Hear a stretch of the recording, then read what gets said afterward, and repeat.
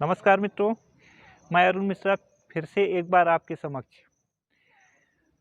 जैसा कि हम जानते हैं कि हमारे भूमंडल में दो ध्रुव हैं, उत्तरी ध्रुव और दक्षिणी ध्रुव।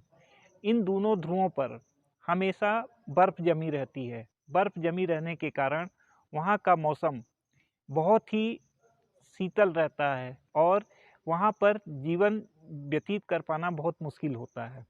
लेकिन इसके साथ ही साथ वहाँ पर भी कुछ लोग रहते हैं जिन्हें कि हम एस्किमो के नाम से जानते हैं। और इतना ही नहीं, ये एस्किमो के अलावा भी वहाँ पर तमाम प्रकार के जीव जंतु भी पाए जाते हैं, जैसे सील, वालरस और इसके साथ साथ पेंगुइन पक्षी बहुतायत मात्रा में पाए जाते हैं। आज हम इस वीडियो के माध्यम से आपको पेंगुइन पक्षी के बारे में बताएंगे। सामान्य तौर पर पेंगुइन पक्षी एक बहुत ही शर्मीला पक्षी होता है। यह अपने पंजों के बल खड़ा रहता है और इसके साथ साथ फुदक फुदक करके एक स्थान से दूसरे स्थान पर चलता है।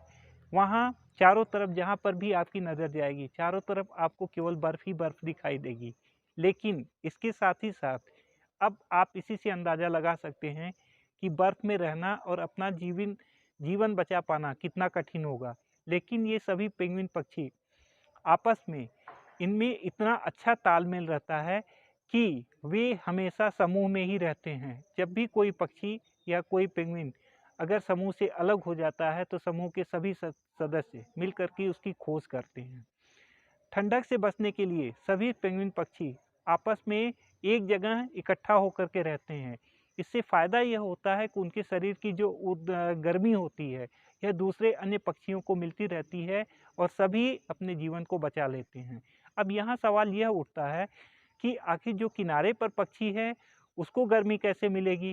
तो इससे भी निजात पाने का उन सभी पक्षियों ने आपस में तय किया कि जो किनारे पर पक्षी होगा वह समय के अनुसार धीरे धीरे वह समूह में मध्य में आ जाएगा, जिससे कि पक्षी को उसे भी गर्मी मिलती रहेगी। और इस तरह से जितने पक्षियों का समूह होता है क्रम के अनुसार उनका जो नंबर आता है वह शीघ्र ही अपने स्थान को छोड़ करके किनारे पर जा कर के रहते हैं। इससे दूसरे अन्य पक्षियों की गर्मी भी उन्हें मिलती रहती है और इसके साथ साथ वे अपने इस नियम का, अपने समूह के नियम का पूरी ईमानदारी के साथ पालन करते हैं।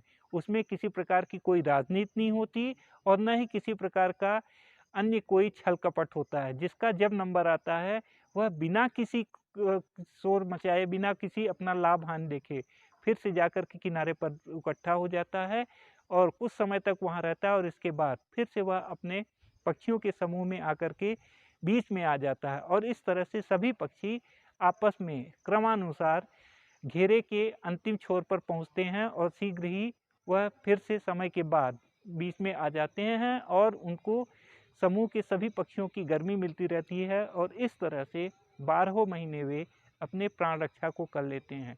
मुझे आशा ही नहीं वरन पूर्ण विश्वास है कि यह जानकारी आप सबको ज़रूर लाभान्वित करेगी। अगर यह वीडियो आपको पसंद आए तो कृपया इसे अपने मित्रों के साथ शेयर करें तथा मेरे चैनल को सब्सक्राइब करें। धन्यवाद।